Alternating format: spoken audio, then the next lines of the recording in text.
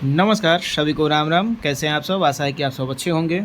साथियों, जो भी रेल कर्मचारी हैं, जितने भी रेल कर्मचारी हैं और वो रेल की नौकरी में रहते हुए किसी अन्य कम्पिटिटिव एग्जामिनेशन का जो है अगर फॉर्म भरना चाहते हैं, यानी एग्ज़ाम देना चाहते हैं, रेल में रहते हुए कोई दूसरी परीक्षा देना चाहते हैं या रेलवे का ही कोई अन्य पद का जो है परीक्षा देना चाहते हैं, उसका फॉर्म अप्लाई करना चाहते हैं, तो उनको एनओसी लेना पड़ता है। सिर्फ रेलवे के कर्मचारियों को ही नहीं, कोई भी राज्य या केंद्र सरकार के जो भी सरकारी कर्मचारी हैं, अगर नौकरी में रहते हुए किसी अन्य पद के लिए अप्लाई करते हैं किसी भी विभाग में, तो उनको जो है अपने विभाग से जो है एक एनओसी लेना पड़ता है। तो उस एनओसी की प्रक्रिया जो पहले जो है वो आप आवेदन लिख के, आवेदन के माध्यम से या कोई आवेदन का फॉर्मेट स्पेसिफिक होता था, उसके माध्यम से आप जो है डिपार्टमेंटली आप जो है अपने विभाग में अप्लाई करते थे, ठीक है, और तब जाके आपको पर्सनल डिपार्टमेंट से एनओसी प्राप्त होता था।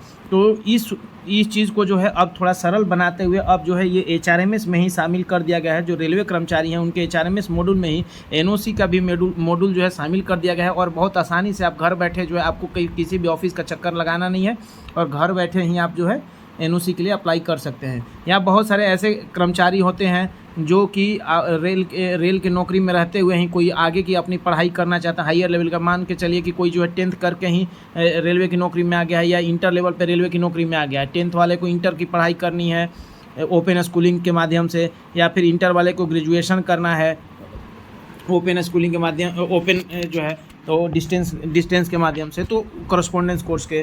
तो इस तरीके से उसके लिए भी आपको एनओसी लेना पड़ता है। विभाग से एनओसी लेने के बाद ही आप जो है आगे की पढ़ाई भी कर पाएंगे। तो ये एनओसी की जो प्रक्रिया है उसको एचआरएमएस के मॉड्यूल से कैसे अप्लाई करेंगे उसकी जानकारी इस वीडियो के माध्यम से स्टेप बाय स्टेप हम देने जा रहे हैं। वीडियो में अंत तक बने रहिएगा, बहुत ही महत्वपूर्ण जानकारी होगी।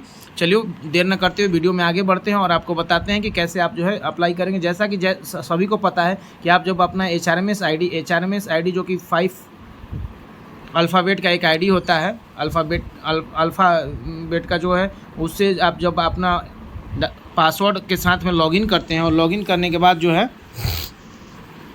जब लॉगिन कर देते हैं तो लॉगिन करने के बाद कुछ इस तरीके का पेज आपके सामने ओपन हो जाता है। तो ये पेज जो है ओपन होता है लॉगिन पेज। ये लॉगिन पेज है। लॉगिन पेज के ऊपर में यहाँ पे आप देखते होंगे एक एरो का निशान होगा। उस एरो के निशान पे जैसे ही आप क्लिक करते हैं तो उस पर क्लिक करते ही जो है आपको जो है कुछ इस तरीके का अगला इंटरफेस ओपन हो जाता है। ये इंटरफेस आपके सामने में ओपन हो जाएगा, और इस इंटरफेस में देखते होंगे यहाँ पे 3 डॉट दिखेगा। इस 3 डॉट पे जो आप क्लिक करते हैं तो आपको जो है सामने में यहाँ dashboard, my inbox, employ self service, establishment functions, ये सारे मेनू जो है आपको दिखते हैं। इसमें से जो एम्प्लॉय सेल्फ सर्विस वाला ऑप्शन है ESS, यही एम्प्लॉय के लिए महत्वपूर्ण है। जो भी कर्मचारी हैं उन सभी के लिए जो है ये वाला टैब जो है, यहीं से बहुत सारे जो है जो भी आपको सुविधाएं लेनी है, या पास, PTO, छुट्टी, सब कुछ अप्लाई भी इसी ऑप्शन के माध्यम से होता है। तो ESS पे क्लिक करते हैं। जैसे ही आप ESS पे क्लिक करते हैं तो आपका जो है इस तरीके का मॉड्यूल आपके सामने ओपन हो जाता है। जैसा कि मैंने बताया, यहाँ पे एम्प्लॉय मास्टर, आपसे संबंधित जो अभी आपका डिटेल, आपका फैमिली डिटेल्स है, ये सब कुछ यहाँ पे दिखेगा। आपका जो है सर्विस रिकॉर्ड यहाँ से दिखेगा, लीव यहाँ से देखिएगा, अप्लाई कीजिएगा, सब कुछ यहाँ से। तो ठीक उसी में जब आप नीचे की तरफ जाएंगे तो नीचे की तरफ में आप देख सकते हैं यहाँ पे न्यू करके एक ऑप्शन आ रहा होगा, एनओसी, न्यू एनओसी। और एनओसी में 2 ऑप्शन आ रहे हैं। इसमें आप देख सकते हैं कि इसमें देखेंगे कि आपको 2 ऑप्शन दिखाई देंगे। एक पहला ऑप्शन जो होगा वो एनओसी फॉर अप्लाइंग जॉब, और दूसरा ऑप्शन जो होगा एनओसी फॉर करस्पॉन्डेंस या पार्ट टाइम कोर्सेज के लिए। तो जैसा मैंने पहले ही बता दिया है कि 2 तरह का जो है, आप जॉब में रहते हुए कोई कम्पिटिटिव एग्जाम को फॉर्म भरना चाहते हैं, या फिर आगे की पढ़ाई के लिए करस्पॉन्डेंस कोर्स करना चाहते हैं, तो ये 2 ऑप्शन आपको एनओसी का मिल जाएगा। जैसे ही आप जो है यहाँ पे देखिए, किसी को पार्ट टाइम कोर्स के लिए अप्लाई करना है, एनओसी लेना है, तो इस वाले ऑप्शन पर क्लिक करेंगे। जब इस वाले ऑप्शन पर जैसे ही क्लिक करते हैं तो आपको जो है कुछ इस तरीके का इंटरफेस ओपन हो जाएगा। यहाँ पे देखिए NOC for correspondence part time course. यहाँ पे जो है आपसे कुछ डिटेल्स पूछा जाता है जिसकी जानकारी आपको देनी है। जो भी आप कोर्स करने जा रहे हैं उस कोर्स से संबंधित जानकारी यहाँ पे फिल करनी है। सबसे पहला जो है यहाँ पे कोर्स और प्रोग्राम, आपको प्रोग्राम का जो है आपका डिटेल देना है। यहाँ पे मोड ऑफ स्टडी, ठीक है। उसके बाद यूनिवर्सिटी, जैसे मोड ऑफ स्टडी में आप जब जाएँ, मोड ऑफ स्टडी में जब जाते हैं तो वहाँ पे जो है ये इस तरीके का ऑप्शन आपको दिखता है। एक होता है ऑनलाइन करना है या फिर डिस्टेंस लर्निंग करस्पॉन्डेंस कोर्स करना है। 2 तरह का ऑप्शन आपको दिखता है ये मोड ऑफ स्टडी में। वहाँ से आप जो है ऑनलाइन कोर्स है तो ऑनलाइन सेलेक्ट कर ले, या फिर ऑफलाइन कोर्स है डिस्टेंस लर्निंग करस्पॉन्डेंस के माध्यम से, तो ऑप्शन आप यहाँ पे सेलेक्ट कर सकते हैं। उसके बाद जो है आप यहाँ पे यूनिवर्सिटी सेलेक्ट करने का ऑप्शन आएगा, और उसके बाद जो है नेम ऑफ़ यूनिवर्सिटी। अगर आप इसमें से जो लिस्ट है यूनिवर्सिटी का, उसमें अगर आपके यूनिवर्सिटी का जहाँ से आप कोर्स करना चाहते हैं उसका नाम नहीं है तो फिर अदर्स सेलेक्ट करेंगे, और जब अदर्स सेलेक्ट करेंगे तो यहाँ पे भी एक आपका जो है लिखने के लिए आप यहाँ पे यूनिवर्सिटी का नाम लिखने के लिए बॉक्स आ जाएगा, वहाँ पे आप एंट्री कर लेंगे। उसके बाद जो है उस यूनिवर्सिटी के अंदर, वो जो यूनिवर्सिटी है किस स्टेट में आता है स्टेट सेलेक्ट करना है, किस शहर में आता है सिटी सेलेक्ट करना है, क्वालिफिकेशन लेवल सेलेक्ट करना है, मतलब कि वो जो जैसे कि ग्रेजुएशन करना चाह रहे हैं तो क्वालिफिकेशन लेवल आपका इंटर का हो जाएगा, उसके बाद का वो जो हो जाए मतलब आपका मतलब जैसे कि इंटर के बाद आप ग्रेजुएशन करते हैं तो यहाँ पे इंटरमीडिएट आपको क्वालिफिकेशन अगर ग्रेजुएशन करना है तो इंटरमीडिएट यहाँ पे सेलेक्ट करेंगे। और कोर्स में जो है फिर आप यहाँ पे जैसे ही इंटर सेलेक्ट कीजिएगा तो ग्रेजुएशन वाला जो भी कोर्स होगा ग्रेजुएट लेवल का वो सभी कोर्स यहाँ पे शो होने लगेगा, वहाँ से आप कोर्स सेलेक्ट कर सकते हैं। उसके बाद क्वालिफिकेशन नेम है, उसके बाद सब्जेक्ट और स्पेशलाइजेशन भरना है, पीरियड कब से कब तक का ये कोर्स रहेगा, ड्यूरेशन आपको देना है। उसके बाद जो है उस कोर्स से संबंधित जो भी ब्रोशर होंगे वो कोर्स का वो आपको यहाँ पे अपलोड करने की आवश्यकता है, और कुछ और रिमार्क्स में आप लिख सकते हैं, ठीक है। और भी कोई अन्य डॉक्यूमेंट्स हैं जो आप उससे उस कोर्स से जुड़ी हुई है वो वहाँ पे आप अपलोड कर सकते हैं यहाँ पे। और बाकी जो मेन इंपॉर्टेंट है यहाँ पे डिक्लेरेशन कुछ अंडरटेकिंग होता है जो आपको इसमें चेक बॉक्स में टिक करना होता है।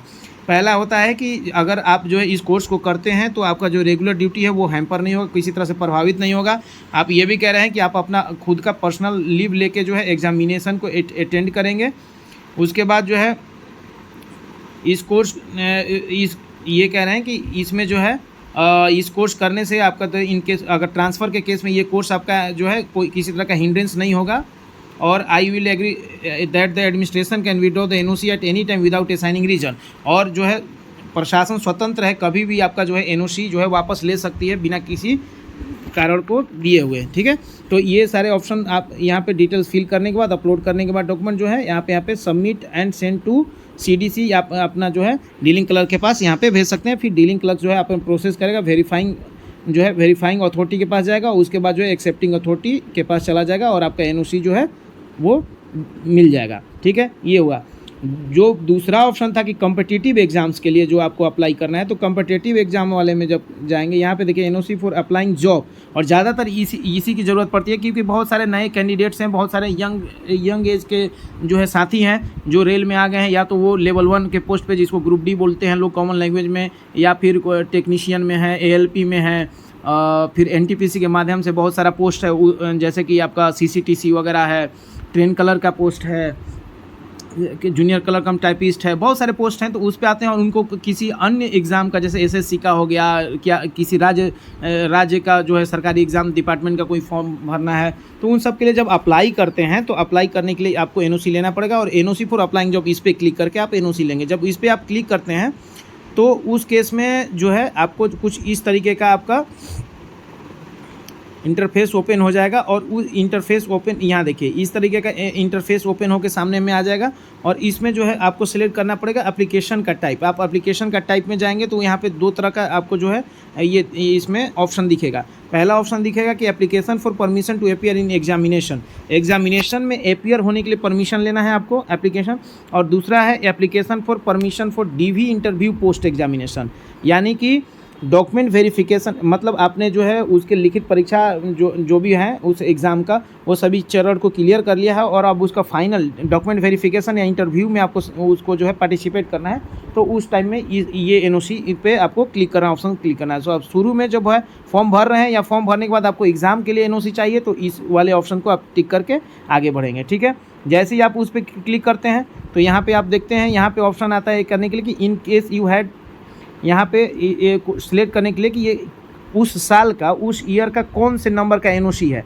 तो चूंकि HRMS में पहली बार आया है तो आपने इससे पहले ऑफलाइन अप्लाई किया होगा। तो जैसा कि अब इस 2026 वर्ष चल रहा है तो जनवरी से लेकर दिसंबर तक में जो है एक साल ये ईयर माना जाता है। और इसमें जो है अगर आप इससे पहले कोई मतलब HRMS के अलावा अन्य माध्यम से जो है आवेदन के थ्रू जो है कोई एनओसी लिया है 2026 में, तो उसमें आपको जो है यहाँ पे वो सिलेक्ट करना है, ठीक है, वो कौन सा नंबर का है। और यहाँ पे जो है उसके जैसे कि मान लीजिए इससे पहले आप 2026 में 2 बार एनओसी के लिए अप्लाई कर चुके हैं अन्य माध्यम से, तो यहाँ पे जो है करेंट जो आपका एप्लीकेशन का नंबर हो जाएगा वो 3 हो जाएगा। आपने अभी तक 2026 में कोई एनओसी अप्लाई नहीं किया तो यहाँ पे आपको 0 सिलेक्ट करना है। यहाँ पे जो है करेंट एप्लीकेशन विल बी 1 अपने आप आ जाएगा, ठीक है। उसके बाद जो है अगला जो यहाँ पे देखेंगे कि एप्लीकेशन किस, यहाँ पे देखिए यहाँ पे एप्लीकेशन फॉर पोस्ट इन, यहाँ पे जो है एप्लीकेशन की किस पोस्ट मतलब कहाँ पे अप्लाई कर रहे हैं, तो कहाँ पे अप्लाई कर रहे हैं तो यहाँ पे जैसे ही आप क्लिक करते हैं तो इस तरीके का आपको जो है ड्रॉप डाउन मेन्यू ओपन हो जाएगा सिलेक्ट करने के लिए।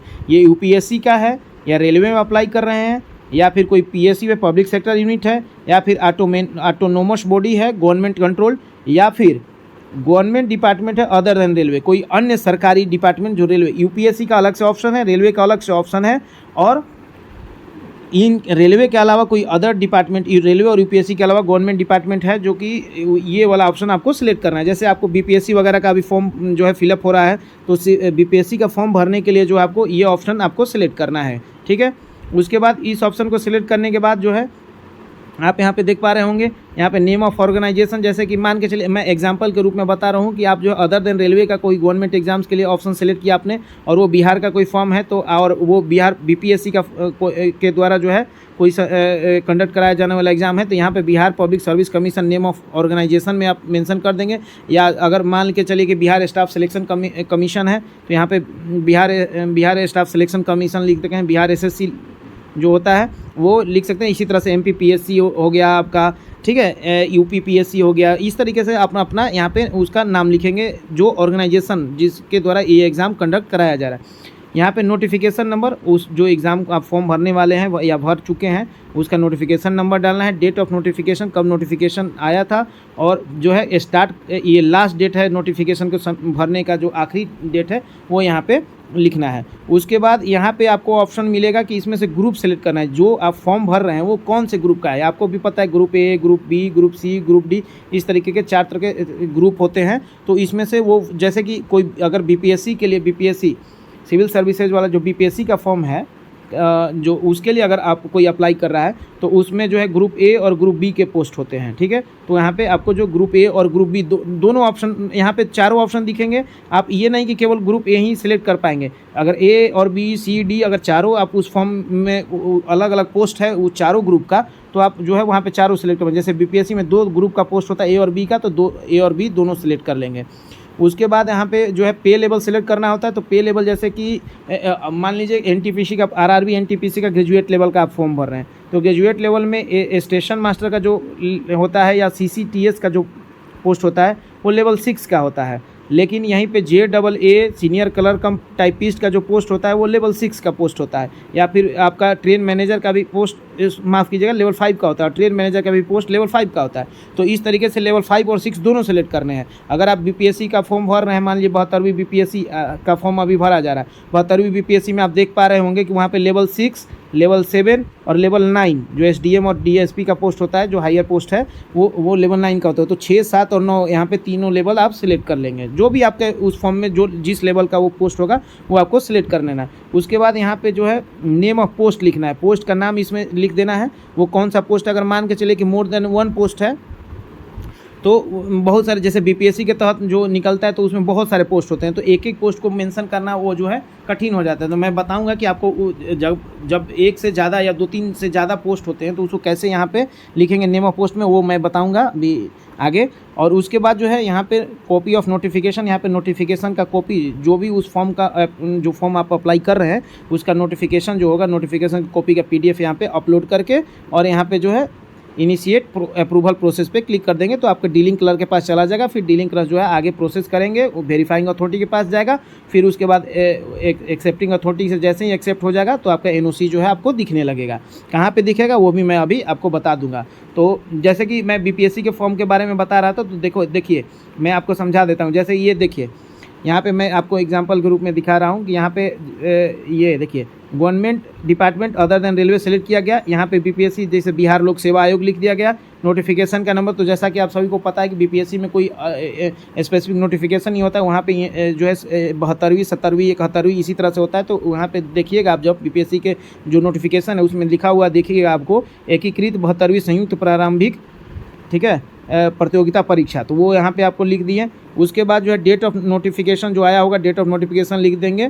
यहाँ पे देख सकते हैं, जैसे मैंने बताया था कि यहाँ पे ग्रुप सेलेक्ट करने के लिए ऑप्शन आता है, तो यहाँ पे आप जो है अपना अलग से ग्रुप सेलेक्ट कर सकते हैं। जो भी ग्रुप होगा आप यहाँ पे ग्रुप जो है सिलेक्ट कर सकते हैं। जैसा कि A और B ग्रुप है तो A B सिलेक्ट कीजिए। किसी अगर NTPC के लिए फॉर्म भर रहे हैं, NTPC में जितने भी पोस्ट आते हैं, RRB NTPC के फॉर्म आ रहे हैं, तो उसमें जो है वो ग्रुप C होता है। या जो भी SSC CCL वगैरह का पोस्ट है तो उसमें जो है बहुत सारे मैक्सिमम पोस्ट जो है वो ग्रुप C के पोस्ट होते हैं। तो वो आप यहाँ पे ग्रुप सेलेक्ट कर लेंगे।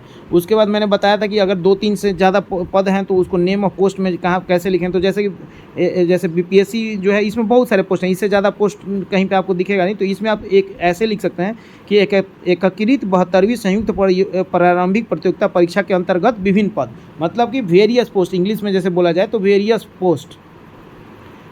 पोस्ट अंडर जो भी होगा एसएससी सीजीएल 2025 2026 जो भी होगा वो आपको लिख देना है, ठीक है।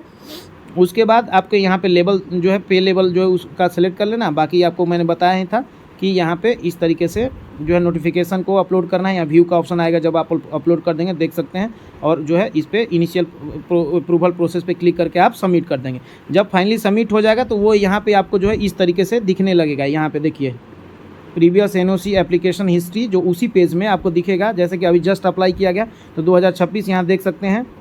यहाँ पे देखिएगा पोस्ट में लिखा हुआ है एकीकृत 72वीं संयुक्त प्रारंभिक प्रतियोगिता परीक्षा अंतर्गत विभिन्न पद। यहाँ पे लेवल आपको दिख रहा होगा 679 सबमिटेड है। यहाँ पे जो एनओसी प्रपोजल आईडी है, ये कब सबमिशन डेट और टाइम यहाँ पे दिखेगा। लेकिन एक चीज़ देखिए, यहाँ पे देखिए एनओसी पीडीएफ में नॉट अवेलेबल है, क्योंकि अभी जो है ये फॉरवर्ड हुआ है, अप्रूव नहीं हुआ है। जैसे ही अप्रूव हो जाएगा तो यहाँ पे आपको एक लिंक दिखेगा पीडीएफ, यहाँ पे पीडीएफ का लिंक ब्लू कलर का दिखने लगा। जैसे ही आप उस पर क्लिक करेंगे तो आपका एनओसी का पीडीएफ खुल जाएगा, वही आपका एनओसी होगा, तो उसको संभाल के रखना है। तो आशा है कि मेरे द्वारा दी गई जानकारी आप सभी को अच्छी लगी होगी। और बाकी अगर चैनल पर नए हैं तो चैनल को सब्सक्राइब अवश्य कर ले, क्योंकि इस चैनल पर जो है बहुत सारे इन्फॉर्मेटिव वीडियोज़ आते रहता है जो आपके काम का वीडियो हो सकता है। तो अभी जो है लेते हैं आपसे अलविदा, तब तक के लिए धन्यवाद, थैंक यू।